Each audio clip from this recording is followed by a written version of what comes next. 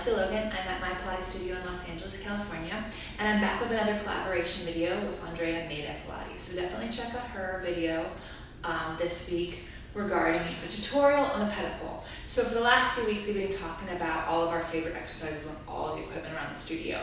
But a lot of people haven't worked with the Ped-O-Pul before, and I think it's really fun to actually incorporate it. In fact, when I first moved into this space, I only had like 3 pieces of equipment while I was waiting for all my equipment to show up. And I borrowed a Ped-O-Pul from a friend, so I'd have a 4th piece, which is really funny because it's like, my clients are like, okay, what are we doing?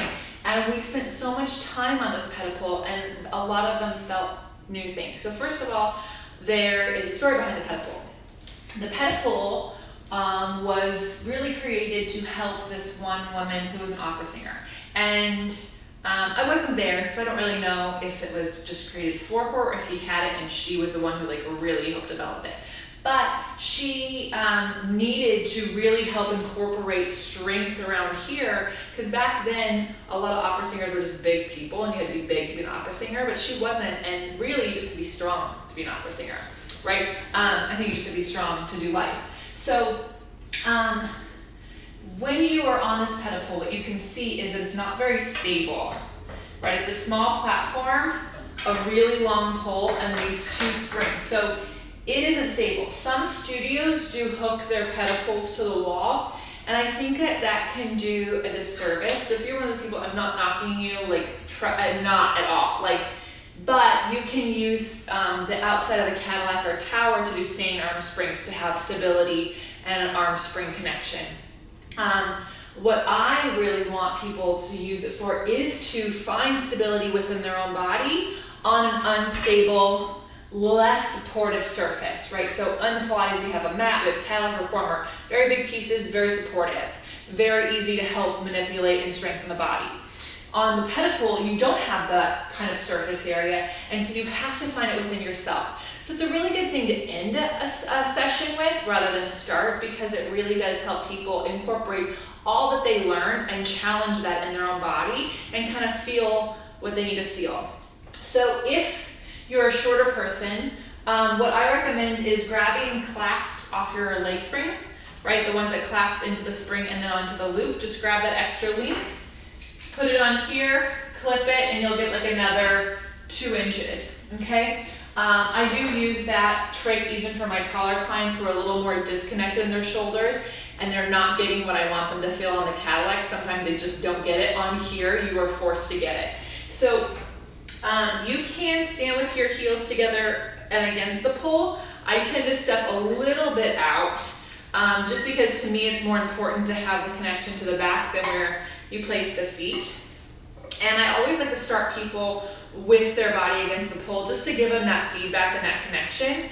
And you can do things like circles. You can see my other Ped-O-Pul videos on like what to do, but you can, what I want you to feel rather than how big your circles can be is how much you can keep your body connected to the pole. What I feel when I do this is that my spine wants to do this to control the springs rather than me controlling the springs from my shoulder girdle. My body's like, oh, if I pop my ribs, we can support there, right?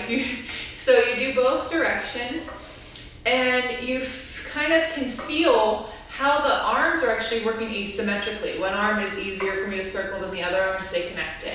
So it's a really cool piece of equipment to even for you feel or see if it's your client where their spine is disconnecting, because when they're lying on the mat and they're doing arm circles with the arm springs, their spine's doing the exact same thing. It's got gravity pulling on it.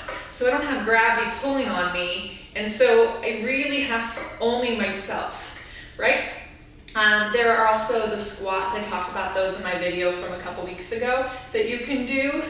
And you're not, it's not about how low you can go. The Ped-O-Pul doesn't care how low you can go, because if you go lower than you can, or you pull on these springs more than you can control, it's gonna wobble you. So let me show you that. One of the best ways to kind of feel out how this Ped-O-Pul is gonna challenge you is the chest expansion. So if You stand here, you can also stand on the pad if you feel like your feet are gonna need something else to stick them down. So a lot of people think just straight down and back.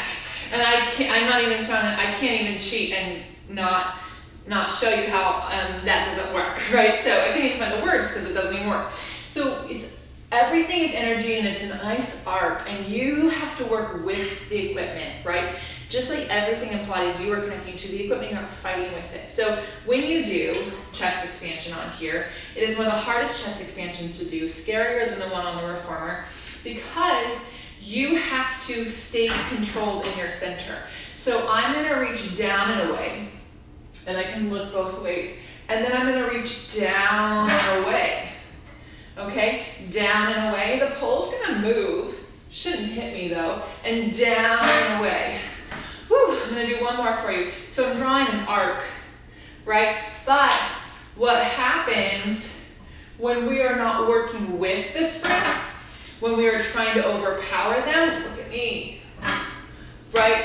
We get pulled off of our center. And so like I said, the Ped-O-Pul for me is one of my favorite ways to end a client session, just because I can show them how connected they are at the end of the session that they maybe weren't, but I also can challenge their idea of how strong they are when they're not with me. Like in life, they're gonna be standing up, they're gonna have to reach for something, someone may bump them as they walk by.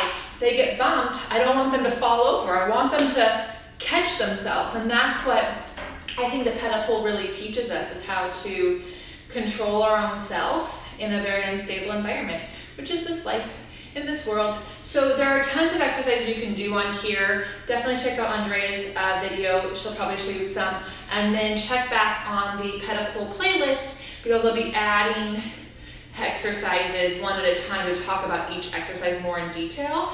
But what I hope you get is, like, why should you use a Ped-O-Pul? 1, because it's awesome. 2, because it challenges your body. It's not a beginner's piece of apparatus. I would say you want to have done some Pilates before you get to it. 3, I definitely hope you get a chance to work on one that's not attached to the wall, so you can get that instability and challenge yourself. And 4, tell me what you love about the Ped-O-Pul. Comment below, right? I'm Lesley Logan. Thank you so much for watching. Every single week, Andrea and I love to bring videos for you, so if you have requests, just let us know. Have a great day. Thank you.